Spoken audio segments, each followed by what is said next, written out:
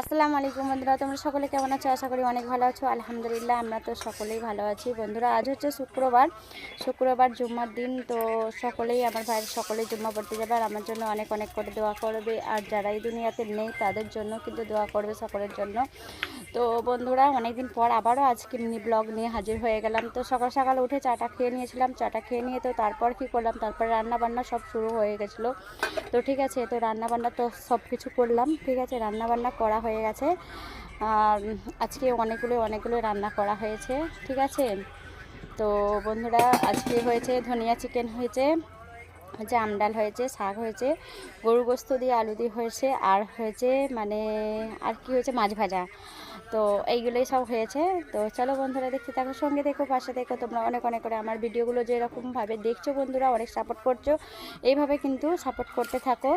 আর তোমাদের সাপোর্টের জন্য কিন্তু আজ আমি অনেকটা দূরে পৌঁছে গেছি। ঠিক আছে, তো তোমরা কিন্তু অনেক অনেক করে সাপোর্ট করো। তোমরা ভালোবেসে ভিডিওগুলো দেখো, আমার লাইক কমেন্ট শেয়ার সবই করো। ঠিক আছে, যারা ইউটিউব থেকে দেখছো তারা কিন্তু অবশ্যই চ্যানেলটিকে সাবস্ক্রাইব করে নিও, আর যারা ফেসবুক থেকে দেখছো অবশ্যই পেজটিকে ফলো করে নিও।